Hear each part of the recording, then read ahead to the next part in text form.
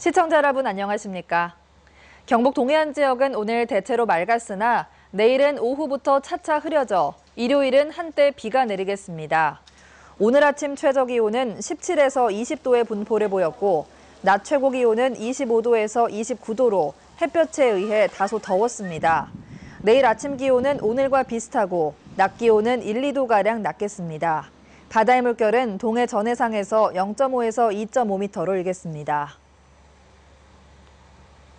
포스코 이후 처음으로 국가산업단지인 포항 블루벨리 조성공사가 본격화돼 오는 2018년이면 공장이 지어지게 됩니다. 다양한 기업을 유치할 계획이어서 침체된 포항 경제에 활력을 불어넣을지 주목됩니다. 보도에 김철승 기자입니다. 국가산업단지인 포항 블루벨리 공사가 본격화됐습니다. 동해면과 장기면, 구룡포읍에 걸쳐 있는 포항 블루벨리는 모두 612만 제곱미터. 포항 제철소 면적의 71%로 1, 2단계로 나누어 개발됩니다. 1단계는 오는 2017년, 2단계는 2019년 완공됩니다. 당초 지난 2013년 말 완공 예정이었으나 LH의 자금 사정으로 늦어진 것입니다. 총 사업비는 7,360억 원.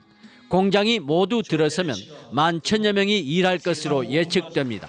저희들 유치할 수 있는 업종은 석유화학 부분을 제외하고는 유치 업종을 다 수용하는 쪽으로 계획을 세우고 있습니다. 문제는 기업 유치입니다. 이 넓은 공단에 언제 어느 정도의 기업을 유치하느냐에 블루벨리의 성패가 결정됩니다. 올 하반기 공장 용지를 분양해보면 흐름이 잡히는데 분양가가 3.3제곱미터에 69만 원으로 인근의 76만 원보다 싸고 내년 6월 포항 울산 간 고속도로 개통은 장점입니다. LH공사와 같이 또 포스코와 같이 여기에 들어올 수 있는 여러 가지 신산업 관련된 부분에 대해서 적극적으로 투자 유치 활동을 외부에 펼쳐나가도록 그렇게 하겠습니다. 토지 보상은 끝났으나 356가구 중 89가구가 아직 이주하지 않은 것은 걸림돌입니다. 형편없는 사람에 대해서 일단 이주를 시켜주지 않는다면 우리는 여기서 끝까지 투쟁할 것입니다. 포항 블루벨리가 포항의 신성장 동력이 될지 지혜와 노력이 필요합니다. MBC 뉴스 김철승입니다. 포스코가 추석 명절을 앞두고 거래대금 3,400억 원을 조기에 집행하기로 했습니다. 이에 따라 포스코는 자재와 원료, 공사 대금을 오는 21일부터 25일까지 한시적으로 매일 지급하고 외주 파트너사에 대한 비용 지급도 오는 18일까지 미리 하기로 했습니다. 또 올해 임금 동결 재원을 활용해 이달 중순 외주 파트너사 직원 1인당 35만 원 상당의 전통시장 상품권을 지급하기로 했습니다. 한국은행 포항본부가 지역 260개 기업을 대상으로 조사한 결과 8월에 제조업 기업 경기 실사지수는 51로 전달에 비해 13포인트나 떨어졌습니다. 이는 철강 제품의 내수 판매 부진이 지속되고 중국 경제 성장세 감소와 유가 급락에 따른 미국의 강관 수출 둔화 등이 원인으로 분석됐습니다. 비제조업의 기업 경기 실사지수는 메르스 사태가 끝나고 휴가철을 맞아 도소매업과 관광업 등이 살아나면서 올 들어 최고치인 67까지 상승했습니다. 경상북도는 경주시 석장동 일원 신화랑 풍류 체험벨트 조성 예정지와 인근 지역 1.19제곱킬로미터에 지정된 토지거래 허가구역을 해제했습니다. 이에 따라 이 지역의 토지거래가 허가를 받지 않고도 가능하게 됐습니다. 경상북도는 이 지역이 지난 2010년부터 5년간 토지거래 허가구역으로 지정됐지만 최근 토지 보상이 90% 이상 완료됐고 부동산 투기 우려가 없는 것으로 판단돼 해제했다고 설명했습니다. 지난 3월 비전 선포식을 갖고 출범했던 형산강 미래포럼이 오늘 첫 포럼을 갖고 포항과 경주 두 도시 간 상생협력 활동에 들어갔습니다. 오늘 포럼에선 박재환 한반도 선진화재단 이사장의 한국 경제의 도전과 지방도시 전략이라는 기조 강연에 이어 한동대 이재영 교수가 포항 경주의 에너지 클러스터와 과학기술도시 주제 발표를 했습니다. 또 두 지역의 산재해 있는 원자력과 해양, 바이오 에너지 등의 클러스터 구축을 통한 신성장 동력 확보와 과학기술 도시로서의 발전 방안에 대한 토론도 이어졌습니다. 실크로드 경주 2015를 서울에서도 접할 수 있는 융복합 실크로드 문화축제 페스티벌 SP가 열립니다. 경주 세계문화엑스포는 오는 13일까지 열흘간 서울 대학로 일대에서 세계 각국의 음악과 무용, 인류와 역사 등을 소재로 한 다양한 공연과 작품을 선보인다고 밝혔습니다. 이에 따라 이번 축제를 통해 서울에서도 실크로드 2015의 문화 융복합 콘텐츠를 느끼고 체험할 수 있는 장이 마련됐다고 설명했습니다. 한중 FTA 비준 동의안 처리가 이번 정기국회 핵으로 등장한 가운데 농민단체는 농업 분야의 피해 대책을 마련할 것을 촉구했습니다.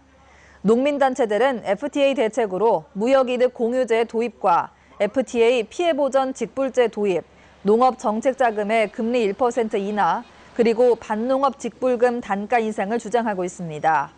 농축산단체는 피해 대책 없이 한중 FTA가 비준되면 국내 농업 생산 기반은 완전히 초토화된다며 국회는 비준 절차를 중단하고 농업 피해 대책을 먼저 마련할 것을 촉구했습니다.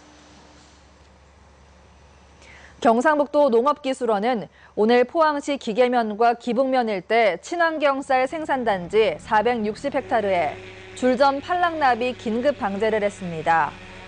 도 농업기술원은 무인헬기 12대를 투입해 올해 갑작스럽게 많이 발생한 줄점 팔랑나비를 방제했습니다.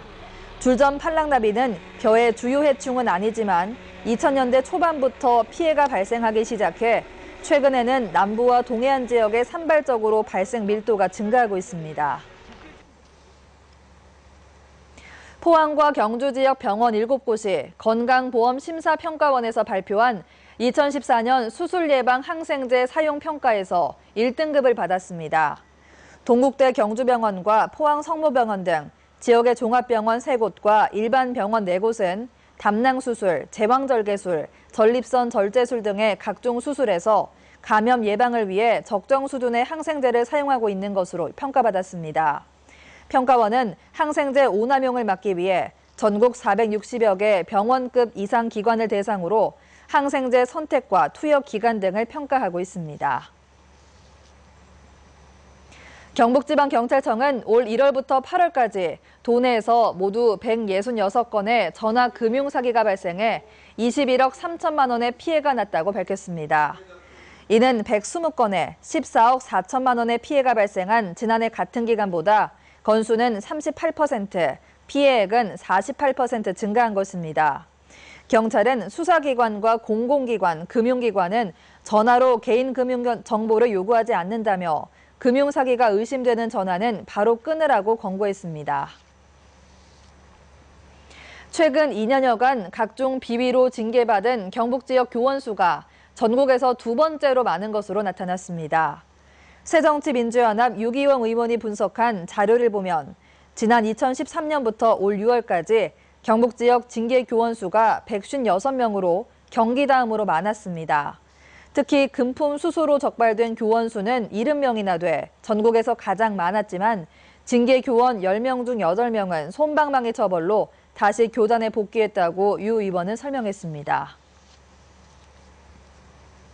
새누리당 정수성 의원이 정부로부터 제출받은 국정감사 자료를 분석한 결과 지난 4년간 291개 공공기관이 에너지 이용 합리화 추진 규정을 위반한 것으로 나타났습니다.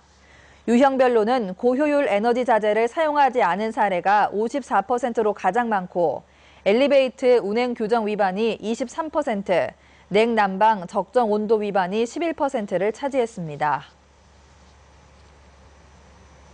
경북교육청은 생애 주기에 적합한 저소득층 지원 사업으로 올해 88개 학교에 평균 7천여만 원을 지원해 교육복지 우선 지원 사업을 시행합니다. 대상 학교는 기초생활수급자와 차상위, 한부모 가정 학생이 가장 많은 학교 순으로 초중학교 79개교와 올해 처음으로 부적응 학업 중단 학생이 많은 고등학교 9개교가 선정됐습니다. 대상 학교에는 교육복지사를 배치해 각종 문화, 교육, 체험 프로그램을 운영합니다. 대구지방고용노동청이 이달부터 취약 분야 사업장에 대해 하반기 수시 감독에 들어갑니다. 고용노동청의 이번 감독은 대학과 학원, 법률사무소 등 9개 취업 분야 사업장 145개를 대상으로 단시간 근로자에 대한 차별 여부와 최저임금, 근로조건 준수 여부 등을 집중 점검합니다. 고용노동청은 점검 결과 위반 사항이 적발되는 사업장에 시정 지시와 사법 처리 등의 조치를 할 예정입니다. 국립경주박물관은 초등학생들을 대상으로 교과서 속 문화재 교육 프로그램을 오는 15일부터 11월 말까지 운영합니다. 이 프로그램은 국제도시 신라를 찾아라라는 주제로 사회교과서에 나오는 신라의 대외 교류에 대해 강의와 함께 관련 문화재를 관람하는 방식으로 진행됩니다. 이상으로 포항 MBC 이브닝 뉴스를 마칩니다. 고맙습니다.